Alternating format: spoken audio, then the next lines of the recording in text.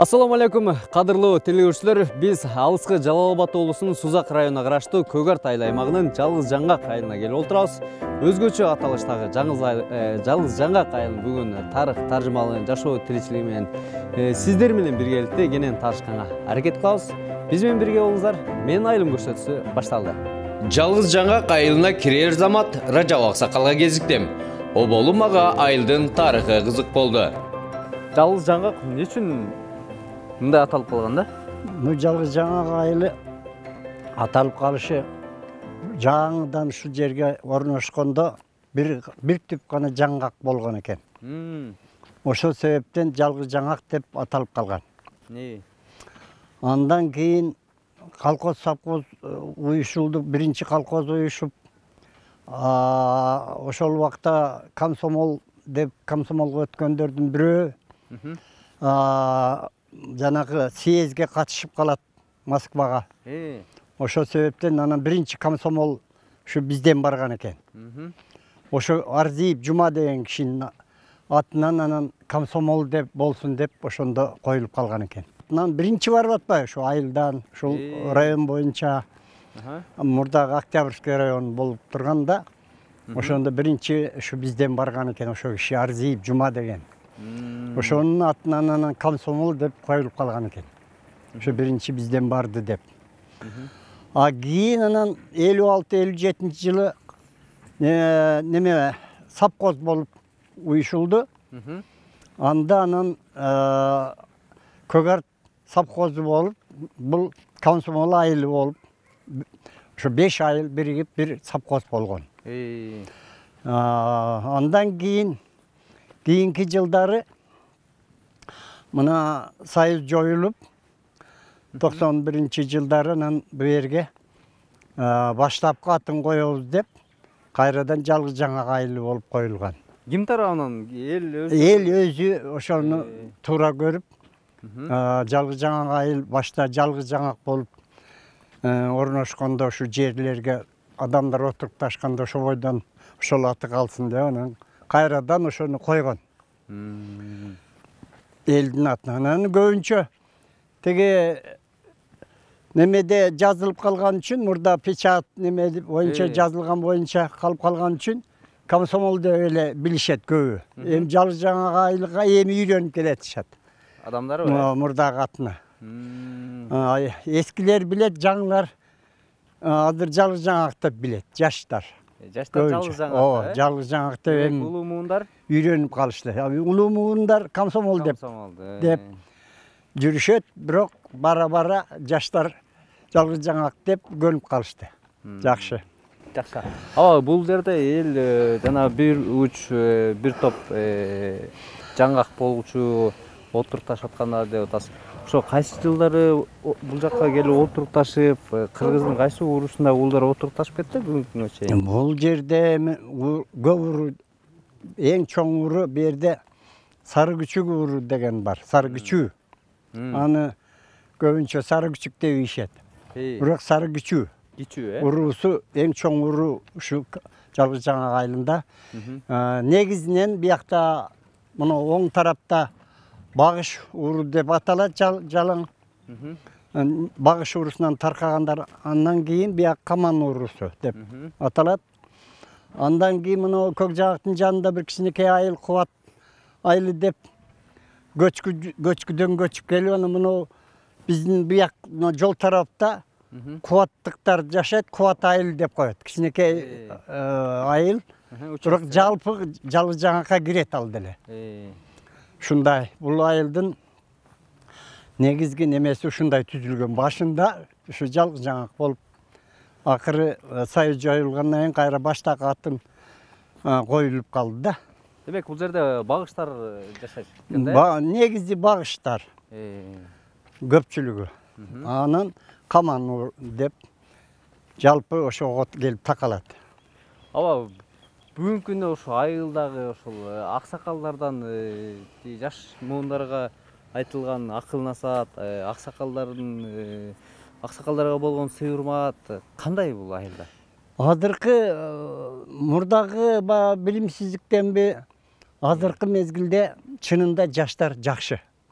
Мына жаңы келаткан жаштар şu азыркы мисал үчүн 30 жашка чейинки, 30-дан кичине ашкан балдар кандайдыр жакшы. Мындай улууларга сый сүйлөп, сылык сүйлөп, мындай билимдүү жаштар көбөйүп атат чынында. Мурдагылар эми билимсиз болгондуктан баягы өзүнүн мурдагы илгерки салтына салып, урушуп катуу ушундай болчу эле. Тил укпай. Азыркы жаштарыбыз өтө жакшы чынында. Мына ичкилик тарабынан дагы, мындай башка жагынан дагы анча баңгичилик андай жоголду. Чынында жакшы балдар өсүп атат азыр. Айылыбыз өсүгөнүп атат. Ошо жаштардын демилгеси менен көбүнчө. Жакшы, рахмат аба. Жакшы маалымат айттыңыз. Сиздерге да рахмат. Бир айылды кыдырып чыгалым эмес. Макул. Жүрүңүз.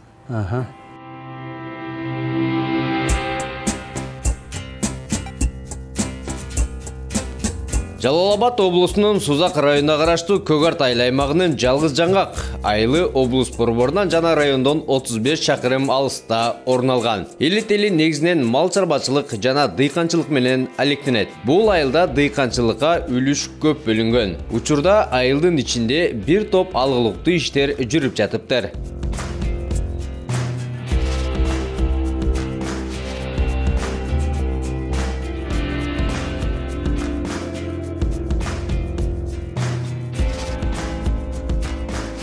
Көгөрт айыл өкмөтүнүн Жалгыз Жаңгак айылы боюнча чоңдук көлөмү боюнча биз экинчи айыл болуп эсептелебиз. Калкыбыздын саны 5700 инсаныбыз жашайт. Эки мектебибиз бар. Бири чоң мектебибиз, бири 9-класска чейинки базада. Бир бала бакчабыз бар. Бир фабыбыз бар. Азыркы учурда өкмөт тарабынан, элибиз тарабынан аябай жакшы иштер болуп жатат негизи. 2018-жылдан баштап бүгүнкү күнгө чейин 3-чү көчөбүз асфальт болуп курулуп атат. Мурункулар ошо Steam грантка илешип кылышкан. Анан быйылкы 2021-жылкы иш-чарабыз бул өзүнүн жеке Көгөрт айыл өкмөтүбүздүн бюджетинен курулуп жатат. Андан сырткары айылыбызда Жалгыз Жаңгак жаштар фондубуз бар. Фондубуз дагы 2019-жылдан жакшы биримдикте иштеп, көп иштерди алкалап жардам берип, азыркы учурда 2017-жылы ишке берилген футбол аянтчабыз бар. Ошонун үстүн ачык болчу. Ошонун үстүнө каражат топтоп 4 миллион сомдук кылып ошонун үстүн жаап атабыз буюрса. Элибиз дагы айылыбызды өнүктүрүүгө зор салым кошо баштады. Себеп дегенде 2019-да ковид башталгандан бери элибиздин көз карашы жакшыныкка бурулуп, жанагындай той аштарды токтотуп, ошолго кеткен каражатты основной глобальный деген көйгөйлөрүбүздү талаага кирген эки көчөбүз ушу элдин салымы менен шагыл төшөлүп аябай жакшы ишке киришип калды азыр. Дагы жакшы нерселер болуп жатканы бул өкмөтүбүздүн кичи долбоорлор, чоң долбоорлор менен иштешип, биздин жергиликтүү кеңеш биргеликте биздин эки жаңы айылыбызга бириси жаштар ассамблеясынан 3000 метр флангалар алып берилди. Андан сырткары дагы 3000 метрге жакын Саид Байюми Аселям коомунан дагы келди. Ушинтип жакшы иштер болуп атат. Калган эл дагы салымын кошуп, ошо сууну киргизип атабыз буюрса.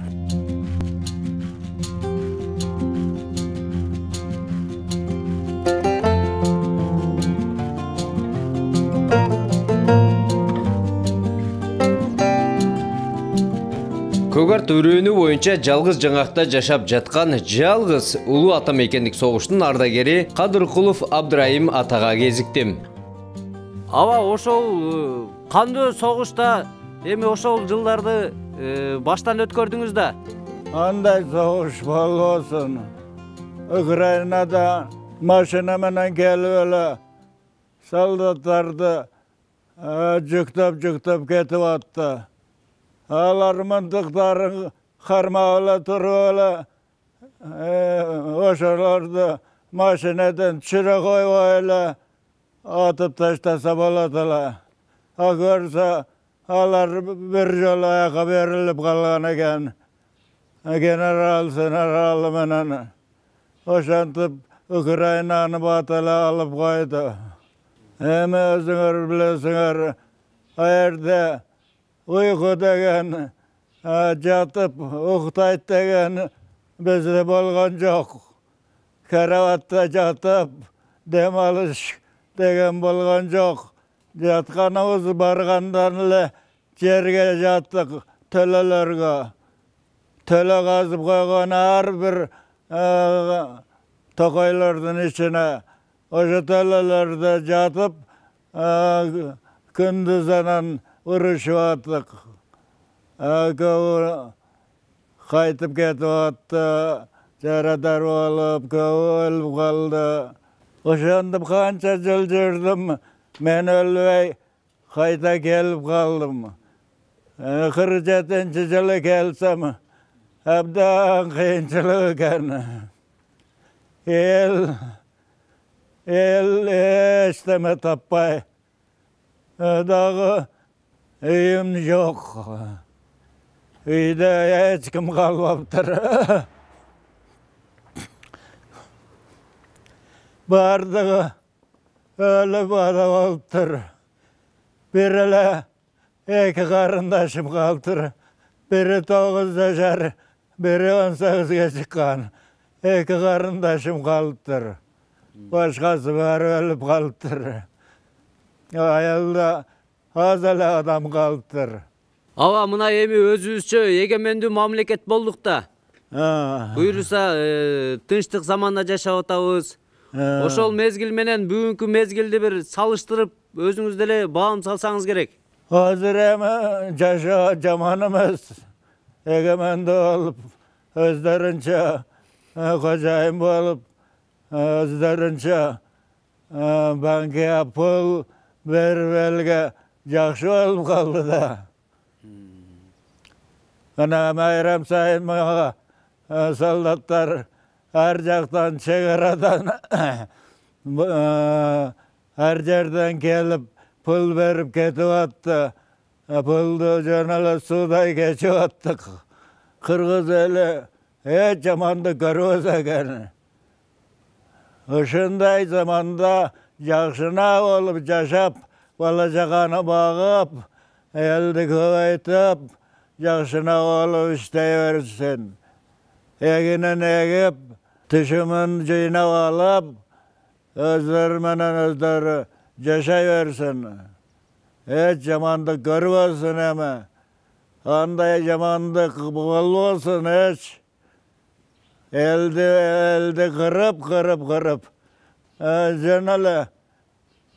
Ne dese olur. Mal katarı olup el yok bolup gitti. Kança el azap tarttı. Kancası açkadan ölüp kaldı. Strada talyan rotanışat. Береге рубеже красный часовой, Солнце сходит рака соская детканама. Держи ножка вырод вперед, дай дорогу шире, Красная армия идет, всех сильнее мира. Ардагерибиз 1924 жылы 12 июнда туулуп, 1942 жылы армияга чакырылган. 1943 жылы Украинанын Курский облусуна фронтко барып, Харков шаарын душмандардан коргоп турган. 44 жылы Киевте, 45 жылы Германияда болгон. 46 жылы Крымда болуп, андан кийин 1947 жылы март айында мекенине кайтып келген. Абдырайым аба 3 уул, 2 кызды тарбиялап, 25 небере, 45 чеберенин коюнда балкып жашап жаткан мезгили. Даналарын жазып койсуң. Төшөккө кеткен канча штук кетет. Ошолору боюнча жазылат. Буларды өзүңүздөр тигесиз? Буларды да өзүбүз тигебиз. Бул сантиметрдеги курак, бул 18 сантиметр. Бул биздеги европейский стиль деген төшөккө коюлат. Европа дейсизби? Европейский стиль. Бунун стилдери дагы барбы, э? Стилдери да бар. Дагы кандай түрлөрү болот? Бизде ошо оймо төшөк, курак төшөк, казак оймо, мен курак деген төшөктүн аталыштары көп. Бизге түшкөн заказдарга карап гана тигебиз. Биз ашыкча тигип даярлап турбайбыз. Ошо заказ убагында тигип даярлап беребиз. Могу төшөктөн башка дагы эмнелерди тигесиздер? Бизде бешик жабдуулар бар, супаралар бар, шторлор бар. Штор, жанагы Занавескалар. налар окшойт, э? Ооба. Сонуңбу? Мына ушуну өзүңүз даярдайсызбы? Бизде дизайн Каратаева Аксөкө деген эже дизайн алып тандап берет бизге. Анан биз даярлайбыз. Охо. Мулардын баарын бул жактан тигесиздерби? Бул жактан тигилет. Бул айылда ошондо канча кыз келин иштейт? Бул жалгыз жаңгак айылында өзү ушу 10 чакты, бирок бизден кийинки айылдардагы жалаң чеберлер тандап терлеп алган биз. Жалпысынан айтканда Көк Арт өрөөнүнүн келин кыздарыбыз. Көк Арт айыл аймагы боюнча. Жалпы 20га жетет саныбыз. Кирешени кандай кылып аласыздар да мындай? Айлыкпы же болбосо жумушка караппы? Жумушка карап, ар ким өзү канчалык мээнетти көбүрөөк жумшаса, акчасы ошончо көбүрөөк дегендей. Мисалы, курактарды уштугуна карап төлөп беребиз. Мисалы, бизде 11 сантиметрлик курактар болот, аларга 4 сомдон төлөнөт дагы. Эң кымбат курак бизде ошо азыр айткан 1000 курак деген төшөккө кетет, бир уштугун 10 сомдон курашат. Убактысын канчалык ишке көбүрөөк бөлсө, акчасы ошончолук көп. Эгер ишке барганда эле иштесе, мисалы, башка жумуштарга барып иштегенде эле эртеден кечке чейин отурса, бир адамдын айлыгы ушу 20 000 айланасы болот. Бир айда, жакшы экен да. Могул жактагы бүт кездемелерди каяктан алып келесиздер да? Мына Мадинадан, Бишкектен алып келебиз. Башкача болот. Бул материал сал биздики базардыкына караганда чындыгында 3-4 миңге кымбат турат. Бизден чыккан төшөктөр. Бул стрижный бархат деп аталат. Биз жалаң ушу стрижный бархат менен гана иштейбиз. Шторду да ушундан тегиз, төшөктөрдү да. Бизден чыккан буюмдардын баардыгы ушу стрижный бархаттан. Бир гана кездеменин түрүн колдонуп кетсиздер. Түрүн колдонобуз. Ал дагы кымбат болсо. Ал дагы кымбат. Олар дагы өзүңүздөр даярдайсыздар, э? Бул дагы өзүбүз даярлаганбыз. Көрүп атасыздар. Айылдагы эле эжелерибиз, айылдагы эле кыз келиндер, мына ушундай кооз, көзгө жагымдуу, өзгөчө жөлөңүч деп коет, э? Жөлөңүч. Кээ бир жерлерде жаздык деп коюшат. Жаздык деп коюшат. Кээ бир жерде балыш деп коюшат. Ар түрдүү айтышат. Чындыгында кыргыздын улуттук оймо чиймелери түшүрүлүп, могул жакта бурак кошулуп, антип ушинтип кооздоп жасашат экен. Бунун ар түрдүүсү да бар экен. Бул да өзгөчө. Клиенттердин тандаган түсүнө жараша. Табитине жараша. Монсу мындай кандай десем, баалуу көрүнөт экен, Баалуу көрүнөт. Муну основной көбүнчө бул шардыктар алышат. Бул да ошо шаардагы бир клиенттиги. Буюрса муну да тапшырабыз. Жөлөңүч даяр турбайбы, э? Даяр. Ушун канча сомго баалайсыздар? Бул комплект ичиндеги пактасы жок. Өзү 12 000 турат. Эгер бактасы менен болгон болсо 5600 кошулуп калат. Ошондо 17500 чөт. Ушуну жалпы дегенде канча? 4 төшөк, 12 жөлөңүч. 4 төшөк, 12 жөлөңүч. Мынакей, ошондо 17,5 жарымга сом. Абдан жакшы. Неле бүгүнкү күндө ушу көпчүлүк кыз келиндер ушу чеберчиликтен качып баратат десе, могул жакта эжелерибиз даярдап коюп аткан турбайбы? Акчасы болсо эле келип алып кете берет дегендей. Сонун. Могул жериңиздер чакан го? Биз буга чейин шаарда иштегенбиз, место алып. Бирок барып келген жол киребиз, арендаларыбыз бизге сал немеге түштү, кымбатка түшүп калды. Айылда иштесек деле, азыр эми замандын өнүгүүсүнө карап интернеттен эле заказ алып, бизден башка Бишкек, Ошторго салабыз, областтарга. Заказдарыбыз основной ошол жактан келет. Быйыл бизге айыл өкмөт неме берди, здание берди. Буйрулса жазда көчөбүз. Демек, атайын силерге шарт түзүп берди. Шарт түзүп берди. Абдан жакшы. Шаар жеринде көпчүлүк жанагы кызматтар, аренда, башка дегендей жер акылары кымбат болуп кетет. Демек, айылдан деле, үйдөн деле отуруп, ошол жумуштан тапса болот. Мисалы, биздеги келген жумушчулар сөзсүз эле ушул жерге алып келип тиктирбейбиз. Үйлөрүнө апарып жеткирип беребиз. Үйлөрүндө эле балдарын караганча эле үйлөрүндө эле тигишет. Эгер арасында машинкалары жок, өзү жакшы тиккен тигүүчүлөр болсо, анда машинкаларды да жеткирип беребиз. Сонунга мен бул жерде бир эле тигүүчү машинка турат десем, үйлөрүндө турбайбы? Үйлөрүндө тигишет. Андан кыса кечегинде суукта уже бардыгыбыз таркадык көчүп үйгө, жылуу жакка кирдик. Жакшы, сонун.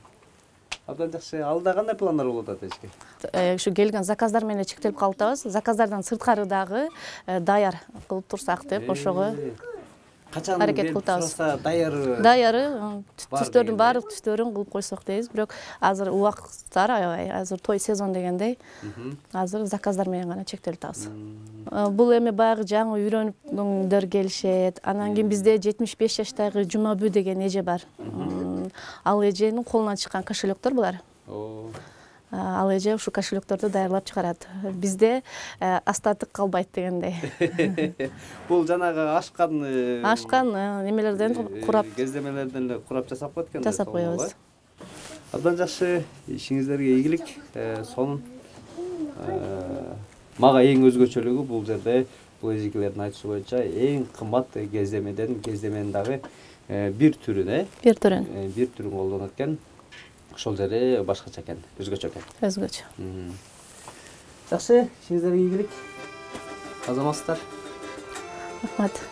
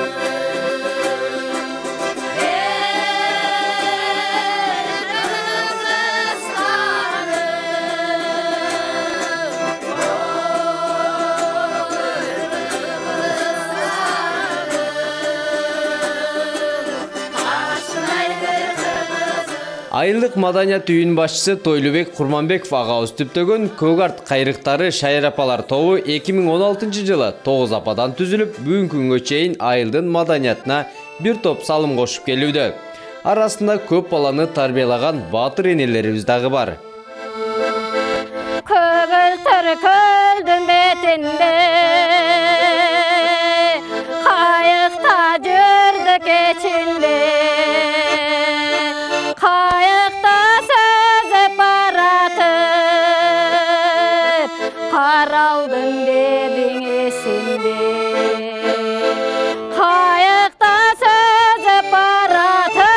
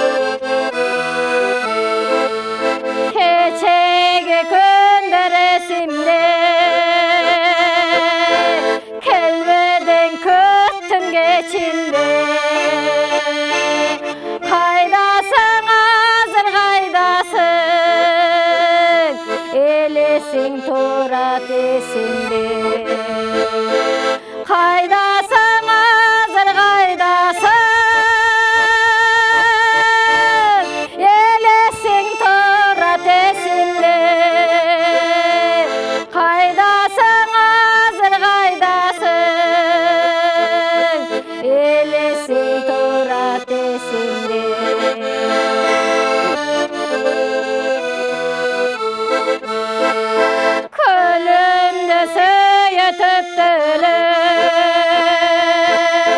Mahabat bezge жүктülür Ortamça baldı sıkır Kölümdü süyütüptülür Ortamça baldı sıkır Kölümdü süyütüptülür Kayıkta sözü baratıp Karaldım dedin esinle Kayıkta sözü baratıp Karaldım dedin esinle Kayıkta sözü baratıp Süyümün dedin esinle Budайды ушул жерге алып келип чүрөт азыркы убакта. Ушул жерге будайын тараздан тартып өткөзгөндөн кийин, бул берге распный төккөнүбүздөн кийин, бул шинек бияка ичкерге соруп кирип кетет. Келгенден кийин бул жерге бул бункердин ичине салат. Через бул бункер бул өйдөңкү тазалоочу системага чыгат. Андан соң этап менен муногу сеткаларга түшөт. Биринчи сеткада сечкаларын түшүрсө, экинчиси баягы бул будайды тазалап берет. Мына окшогон будайды кошо келген фермерлер бункерни весел алып келип атат. Ошондуктан бункерни вестен мындай сечкалары, анан сырткары мындай баягы эмнеден чыкпай калган будайлардын калдыктары ушул жерде тазалангандан соң андан кийинки бул тазалоочу процесс бул жерде тазалангандан кийин через шинек аркылуу бул бункерге түшөт. И бункерге өзүнүн баягы өлчөмү бар. Ар бир будайды келгенде нымдуулугун карайбыз, канча процент влажностьта турат. Ошо нымдуулугун караганда ал соотношение нымдуулукка соотношение аерде суу кошот. Ошол автоматически өзү кошот. Биз кошкондон кийин берде 4 бункер бар. Бир убакта ар бир бункерде 1 тонна 750 килограмм батат. 4 фермерди бир моментте кабыл кылып, бир моментте тартып бергенге биздин возможностьубуз бар да. Мүмкүнчүлүк бар.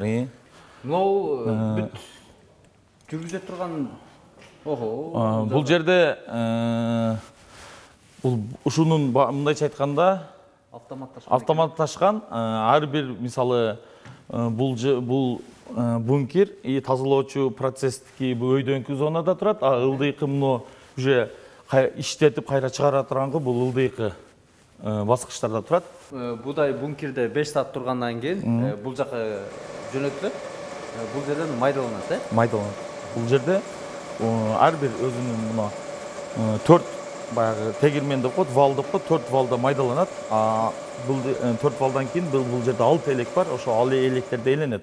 Бул тегирмендин өзгөчөлүгү китайский тегирменде бир сорт эле ун чыкса, а бул жерде высший сорт, биринчи сорт и экинчи сорт ун алууга болот. 3 сорттун баягы чыгуучу жерлери бул жерден высший сорт чыгат. Жогорку сорт чыгат. Жогорку сорт, андан кийинки жерден биринчи сорт чыгат, андан кийинкисинде экинчи сорт и отруби кебеги бул акыркы жерден чыгат. Бунун дагы бир өзгөчөлүгү кээ бир фермерлердин азыр ар бир фермер өзүнө карап дыйкан үй бүлө өзүнө карап ун жегиси келет. Кээ биркилер мен бардыгын кошо бир эле сорт кылып чыгарам деши мүмкүн. Кээ биркилер мага высший сорт, биринчи сорт, анан экинчи сорт кылып бөлүп бер дейт. Кээ биркилер высший сорт менен эле эки сорту бириктирип бер дейт. Андай кылса да болот. Биз азыр фермерлердин каалоосуна жараша чыгарып берип атабыз. Каалаган фермер 3 сортту тең бир жерден чыгарып алат. Ал айтмакчы высший жогорку сорт, биринчи сорт и экинчи сорт бир жерден чыгат. Аларды бөлүп да чыгарса болот. Бөлүп да чыгарса болот. Бүгүнкү учурда, бүгүнкү күндө бир 7-8 фермер алып келди. Азыр бул жерде жок дегенде 3 тоннадан ашык будай бар. Ошол 7-8 фермердин бир 2 фермери мага 3 сорт отдельный деди, кээ биркилер мага высший сорт дагы болсун деди. Ошол ар бир фермердин каалоосуна жараша чыгарып берип атабыз. Алмасага ошо дыйкандарга дагы ушул эле мүмкүнчүлүктөрдөн башка дагы кандай кошумча жардам берип атасыздар да? Bundan сырткарыбы? Bundan сырткары бул долбоор мындай болгон да. Өзү бул тегирменди куруу идеясы башында мындай келип чыккан. 2019 жылы бул аймактарды комплекстүү өндүктүрүү JZ-тин долбоору жүргөн. Ал долбоордо түз айдап себүү деп элдердеги була кайракы жерлер эгилбей калган, ошол кайракы жерлер эгилбей калганга байланыштуу өзүбүздүн жергиликтүү сортторду эге берип фермерлер анын клейковинасы, унга болгон баягы клейковинасы түшүп кеткендиктен тегирменге апарса ун жарабай, анан Казакстандын ундарын жеп калышкан эле.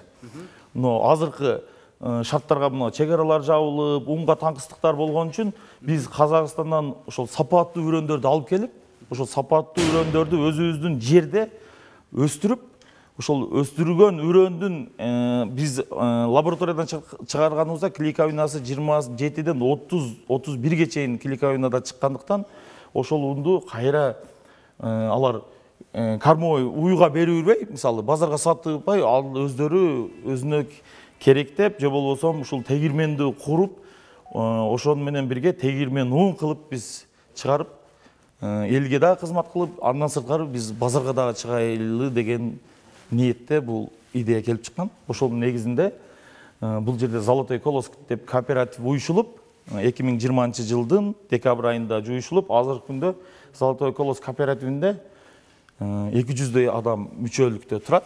Ал фермерлер өздөрүнүн жерлери менен биздин ошо Золотой колос кооперативдин элге пайдасы үрөндөр менен, жер семиткичтер менен, андан сырткары ошо түз айдап себүүдөгү алдыңкы заманбап техникалар менен камсыз кылып азыркы күндө эгип берип келатабыз. Бүгүнкү күндө демек элге бир топ эле жардам берип атат экенсиз. Ооба. Элде мисалы күзүндө эккенде мисалы фермерде акча жок да. Ошондо 50% азыркы учурда 50% кийинки жылдын түшүмдө төлөй тургандай возможността азыркы күндө 900 гектар быйылкы жылга пландаганбыз. Азыр ошол 900 гектардын 450-500 гектары азыр уже эгилип бүтүп калды. Алыңызга сортторун көрөлүчү. Мына бул жерде высший сорт бар. Могу жогору, Жогорку сорт. Андан соң жогорку сорттон кийин бул биринчи сорт. Бул жерде. Бул экинчи сорт. Фермердин каалоосуга жараша дедик го. Фермер каалады ошону мен биринчи жогорку сорт, биринчи сорт и экинчи сорттун каалайм дегенден ушул 3 түрдө өзүнүн каалоосуна жараша чыгарып берип атабыз. Сурут алып кайсыга болот атат ушунда? Азыркы күндө баягы будай ун жейм, болбосо кара нан жейм деп азыркы күндө раса баягы мода болуп кетпедиби? И мода болгондо дагы адамдардын ден соолугуна дагы пайда болгондуктан кебегүн деп азыр ошо жогорку сорт, биринчи сорт и экинчи сорттун аралашмасын элдер көбүрөөк суранып атат. Ошону көбүрөөк чыгарып атабыз. Бунун технологиясын окуп келдиңиздер да? Кайсы жактан окуп? Булдун технологиясын айттык го, бул тегирменди бизде JZ долбоору каржылап берген да тегирмендичи. Ошол тегирменди сатып алууда алар тараптан технологдор келип, ошол биздин 4-5 ушул айылдын тургундарын кошо жергиликтүү биз жумушчуларды ушул Жалгыз Жаңак айылынан, ушул айыл өкмөттүн элдеринен алабыз дегенбиз. Ошолордон 4-5 үй бүлө кожолуктан кызыккандарды окутуп, бардыңдан келип өздөрү окутуп, ушул кантип чыгаруу процессин, ушул технологиясын бизге түшүндүрүп окутуп кеткен. Аны өзүм деле кызыгып, мен деле кошуп окугам. Азыркы күндө кызык экен. Өзүм жетекчи болсом да кошулуп, ушулар менен кошо бирге иштеп көрүп атам да. Мына жакында эле октябрь айында эле иш башталып деп атасыз. Ошондон бери дыйкандардын будайын алып тартып берип атабыз. Бир канча тонна тартып берип койдуңуздар да болжолду? Азыр сентябрь айында бул орнотулган болсо, ага чейинки бул кабыл алуу жумуштарын аткардык да. Андан соң ограждение дегендей, анан фермерлер сурап, уже тегирмен курулду, качан уже иштей баштайт дегенден вот октябрь айынан баштадык. Азыркы күндө күнүнө жок дегенде 4-5 фермер күнүнө алып келип атат. Жок дегенде ар бири 500 килограммдан кем эмес күнүнө будай келип бизге түшүп атат. Аны ошол өздөрү каалагандай кылып чыгарып берип элге кызмат кылып атабыз. Абдан жакшы. Холмоз ага, ишиңиздерге келик. Мына бир топ айылга шарт түзүп коюптар, айылдагыларды. Ошо эгин-тегин өздөрү эле ушул жерден эгип, ушул жерге сактап буюрса, ушул жерден эле кайра ун чыгарып, башка райондорго, башка бир облустун борборлоруна барганга убарачылык болбой калат экен буюрса. Ооба. Бир айыл бир продукт дегендей бул айылда только арпа будай эгилгендиктен ошо багыт алганбыз, ошого карапчы. Ишиңиздерге ийгилик. Рахмат, сиздерге дагы келип туруңуздар. Эфирге тартабыз деп токтоп турганга туура келди. Улантыңыздар эми, тоскоол болбой барайлы. Рахмат, келип туруңуздар. Жалгыз жаңгак айылында орун алган Радбек Санатбаев атындагы грек-рим күрөшү боюнча ачылган спорт мектеби учурда 2 группага бөлүнүп, эл үнүн тегерегинде балдар машыгууда. Жылына 2-ден 3төн чемпиондор чыгып келет. Эң башкысы быйыл айылдын 93-жылкы чыган жигиттери 10 жылдык мааракесинин ордуна бул спорт мектепти толугу менен ремонттоп беришкен. Албетте, спорт өнүккөн айылда ынтымак биримдик орнойт эмеспи?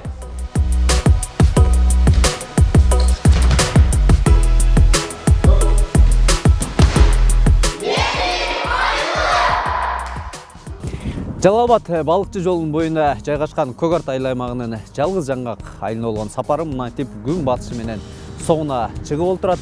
Бүгүн сиздер менен биргеликте ушул айылда болдук. Өзгөчө мага 97 жаштагы ардагер таасир калтырды. Албетте, бул дагы болсо биздин тирүү тарыхыбыз десек болот.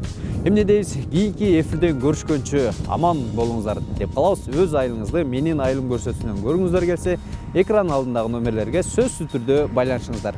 Кийинки эфирде көрүшкөнчө саламатта болуңуздар.